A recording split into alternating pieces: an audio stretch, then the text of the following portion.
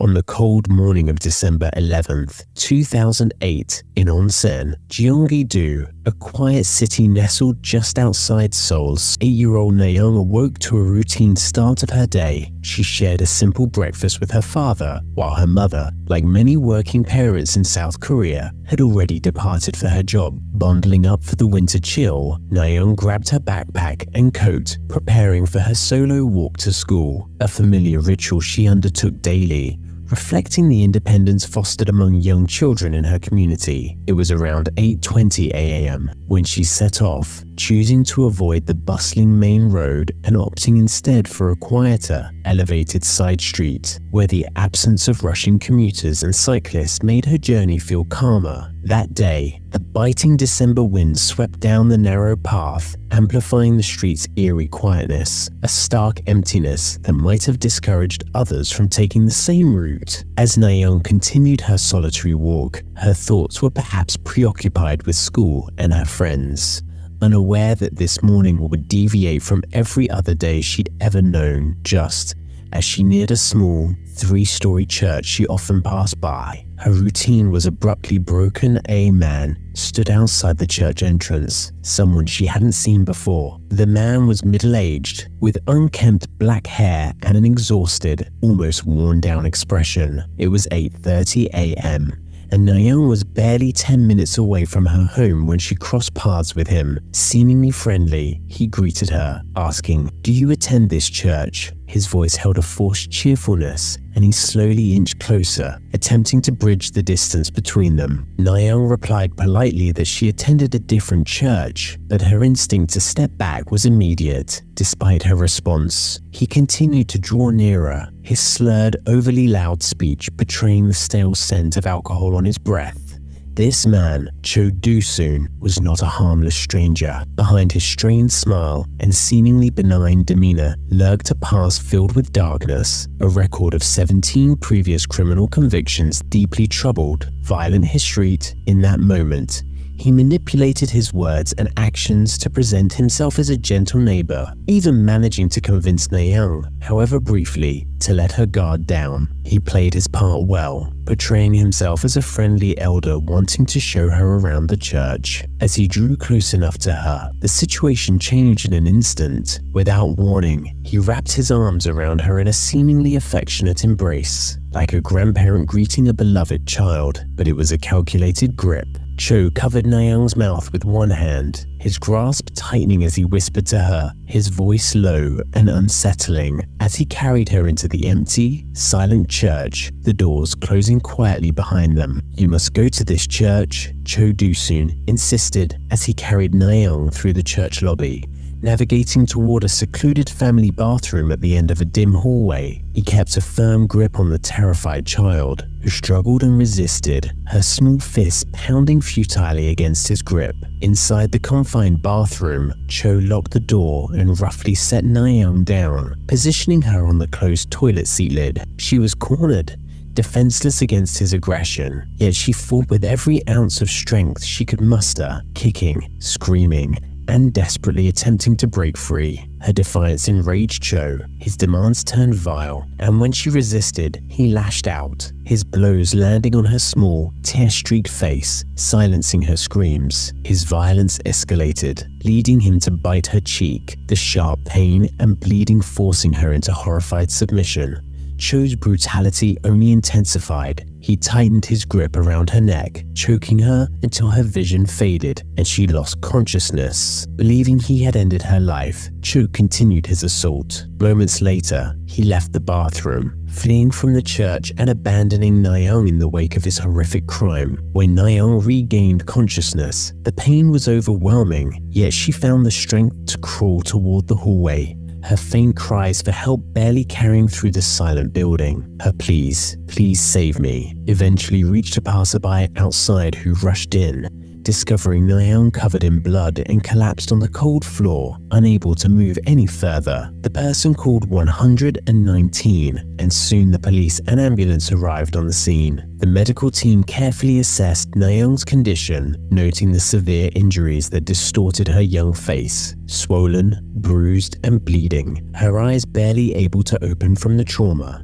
Her clothes were soaked, her body verging on hypothermia, and her injuries so severe that she required immediate emergency intervention. The horrific signs of assault, both visible and hidden, told the story of the ordeal she had endured. EMTs promptly transported her to the nearest emergency facility, with police officers following to support the investigation. At the crime scene, forensic teams from Damwon Police Station worked methodically, gathering every piece of evidence that could link Cho Doo-soon to the attack. They found the bathroom door ajar, bloodstains marking the desperate trail Nayoung had left behind in her attempt to escape. Blood was spattered across the floor, on the closed toilet seat, splashed against the walls, and pooled in the sink. Cho had tried to wash away traces of his presence, soaking the bathroom and wiping surfaces, but his hurried efforts left behind crucial clues. Nayoung's belongings lay scattered, a small school bag, her shoes, and even a clump of her hair pulled out in her struggle. Despite Cho's attempt to erase his fingerprints, forensics managed to lift a few prints from a pool door handle where his thumb had pressed, partially smudged yet distinct enough to be a breakthrough in identifying him. While forensic teams continued their painstaking work, Nayoung was transported to a specialized medical facility, her condition critical. At Korea University Hospital, she underwent emergency surgeries to address life-threatening injuries, but the trauma she had suffered left her with lasting internal damage. Her recovery was an agonizingly slow process.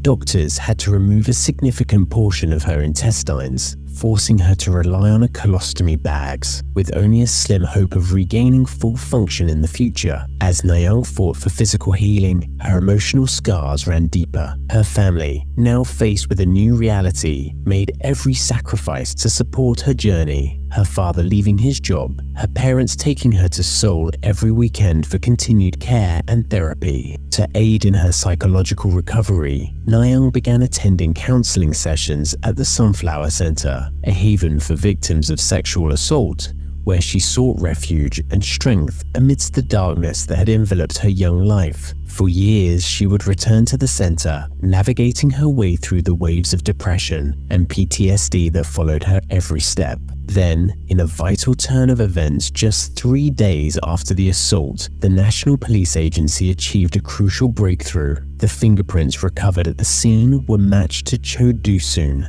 a familiar name in the police database. Cho Doo-soon, who lived a mere 500 meters from the church where he assaulted Nayoung, was soon identified by authorities. His record revealed a history riddled with violence and misconduct, 17 prior convictions, including prison time for sexual assault. His wife described him as a habitual drinker, often intoxicated, fueling her belief that he was likely an alcoholic. Though Cho had recently worked as a security guard, he displayed no regard for the law or his community. When initially confronted, he vehemently denied any connection to the crime, claiming he had never visited the church and insisting that his memory was clouded by alcohol from drinking heavily that morning. Yet, by his third hearing, faced with undeniable fingerprint evidence, Cho's story shifted. He fabricated a new narrative, claiming he had merely stopped to use the bathroom and had encountered a man exiting. He alleged that he found Nayoung injured inside, helped her up, but fled in fear of being misinterpreted as the attacker. His version of events, however, was riddled with inconsistencies that didn't align with the forensic evidence. The investigation extended to Cho's residence, where police seized clothing stained with blood. Items he claimed were soiled from a bar fight. DNA analysis, however, directly linked the blood to Nayoung, exposing his deception. Desperate, Cho grasped at more flimsy defenses, asserting that Nayoung's description of her attacker as having black hair contradicted his own graying locks. Additionally, he argued that he regularly wore glasses, yet Nayoung's account of her assailant didn't mention them. Those who knew him, however, verified that his glasses were solely for reading, a detail corroborated by his arrest footage showing him with dyed black hair and no glasses. Cho even attempted to create a false alibi, claiming he'd spent the morning watching television until late, but his wife contradicted him, revealing that he had returned home around 9 a.m., changed clothes, showered, and went to bed without explanation. Confronted with this testimony, Cho faltered, mumbling that his intoxication clouded his memory. In court, his wife, though acknowledging his lies, remained sympathetic, attributing his behavior to drunkenness, maintaining that he was a good man led astray by alcohol. Throughout the trial, Cho Doo-soon continued to evade responsibility, offering a deep bow to the judge, but showing no remorse for Nayoung or her family. He avoided even glancing in their direction, his indifference palpable. Psychological evaluations revealed his psychopathic tendencies, scoring 29 on the psychopathy checklist, higher than some convicted serial killers. Despite his chilling profile, Cho argued for a reduced sentence, citing his age and frailty, a plea his defense team bolstered by highlighting his state of intoxication as grounds for leniency. South Korean law allows reduced sentences if a perpetrator can prove diminished mental capacity, including impairment from alcohol. Initially sentenced to life, Cho's punishment was ultimately reduced to 12 years, with an additional 7 years under electronic monitoring due to his alleged weakness of mind and body at the time of the crime. The leniency shown by the court was not the only disturbing aspect of Nayoung's trial. The prosecution's approach revealed troubling oversights and a lack of sensitivity toward Nayoung and her family. Young Nayoung was forced to relive her trauma, testifying 5 times in court without protective screens to shield her from Cho's gaze. Worse still, critical evidence from her assault kit was mishandled and ultimately excluded from the trial. The prosecution's failure to challenge the intoxication defense allowed Cho's legal team to exploit Nayoung's truthful admission that she had smelled alcohol on him, reinforcing the argument that his actions were driven by drunkenness rather than intent. This omission shifted the courtroom's focus, inviting sympathy for Cho's supposed incapacity rather than condemnation of his actions. But who was Cho Doo-soon truly? Born in 1952 as the youngest of 5 children in an impoverished family, Cho's early life was marred by instability and violence. His father, a monk, struggled with alcoholism and was an abusive figure in the household. Tragedy struck when Cho was 10. His father died after falling into a primitive toilet, and his mother soon suffered a paralyzing stroke. By age 12, he had dropped out, and at 18, he was caught stealing a bicycle, marking the beginning of his criminal record. Initially placed under guardianship as a first-time offender, Cho escalated to extortion by age 20, terrorizing vendors in Daejeon's markets until his eventual arrest and sentencing to juvenile detention. His mother passed away during this time, and Cho's descent into alcoholism intensified, culminating in a string of petty thefts that would earn him an 8-month prison sentence in 1977. After Cho Doo-soon's release from prison, his reintegration into society ignited a fierce public backlash. Public backlash against the city's decision eventually led to the reinstatement of the subsidies, but the situation underscored the financial and emotional challenges they faced. Cho's case exposed flaws within the legal system. He was not initially registered as a sex offender, as the sex offender registry was only created in 2010, 2 years after his trial. Now 31, Cho's criminal path had darkened in 1983 with his first recorded sexual assault, a brutal attack on a 19-year-old girl that left her requiring surgery and weeks of recovery. For this, he received a mere 3-year prison sentence. But prison didn't deter Cho, who continued amassing fines and charges for violent outbursts, particularly against women working in bars. During these turbulent years, he married a woman 15 years his junior, experiencing the tragic loss of their infant son along the way. By 1995, Cho escalated from violence to murder, beating a man to death in a bar in a fit of rage over political comments about former dictators. Once again, his defense rested on his drunkenness, and his 5-year sentence was reduced to 2 under the rationale that he was too intoxicated to fully understand his actions. This pattern of minimal consequences followed him through a series of convictions, with mental health professionals later diagnosing him with intermittent explosive disorder, a disorder characterized by impulsive, violent outbursts. Experts believed that his untreated anger and the system's leniency allowed him to continue committing escalating crimes unchecked. When the public finally became aware of Cho's horrific attack on Nayoung in 2009, their reaction was one of shock and fury. The case, initially named the Nayoung incident, was later renamed the Cho Doo-soon sexual assault case to shift the focus away from the victim. Outrage mounted as citizens learned of the grotesque details of the crime,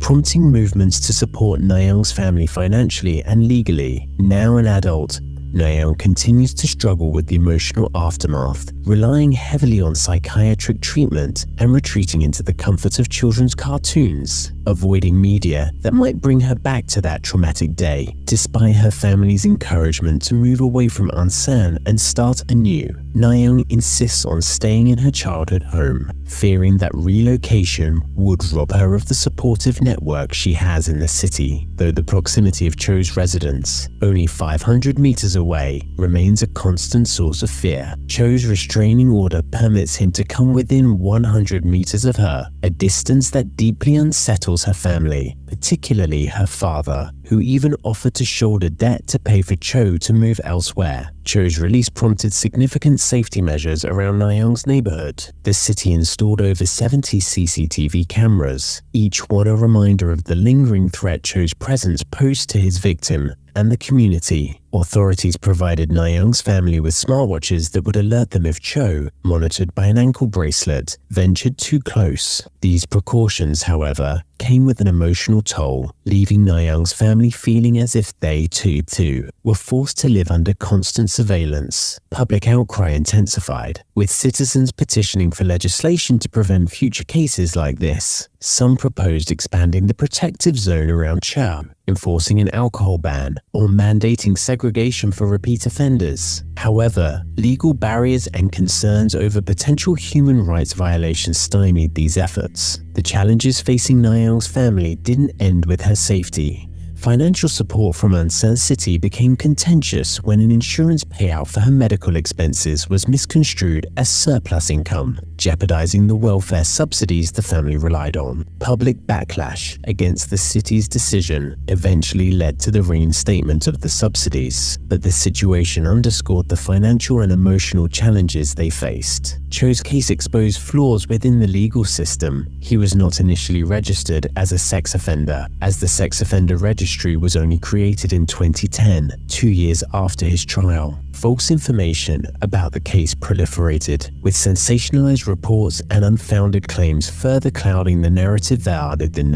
on the years following Cho Doo-soon's release. Misinformation and heightened public anger turned this case into a storm of rumors and vigilante acts. Mistaken identities circulated, with photos of another offender wrongfully attributed to Cho, spreading fabricated quotes that fueled outrage. Media falsely reported that Cho was subjected to violence by fellow inmates and that he was in peak physical condition, a narrative later debunked by the Ministry of Justice. This constant cycle of rumors spurred public unrest, with some individuals adopting extreme measures in pursuit of what they saw as justice. One such person, fueled by a desire to punish Cho, attempted an attack after infiltrating Cho's home disguised as a police officer, leading to his arrest. He was later sentenced for home invasion, underscoring the volatile tension that Cho's presence has evoked among Koreans. The frustration and pain felt by Nayoung's supporters manifested in ways both supportive and problematic. Some content creators disclosed Cho's location, staging round-the-clock protests outside his apartment, with neighbors bearing the brunt of this public outcry. Though these actions reflected a shared anger, they underscored a deeper, unaddressed societal wound, one tied to a legal system that allowed Cho's crimes to continue for so long. Despite the trauma she endured, Nayoung has shown remarkable resilience. By 2020, she had completed her Soonyoon exams, setting her sights on medical school. The film Wish, inspired by her ordeal and approved by her parents, stands as a poignant testament to her experience and has brought greater awareness to the need for legal reforms. This case continues to reverberate across South Korea, a stark reminder of the importance of justice that genuinely protects victims rather than excusing perpetrators. This tragedy has ignited calls for reform, advocating for stricter sentences for violent offenders and laws that prioritize victims' safety, especially for children. Changes have started in Korea, but there remains a critical need for continued progress to protect society's most vulnerable. Nayoung's story resonates beyond borders, urging us all to push for laws that center on victims, shielding them from harm, and providing essential support for healing. In honoring her resilience, we strive for a society that upholds compassion, safety, and justice, one that ensures that stories like Nayoung's remain in the past, never to be repeated.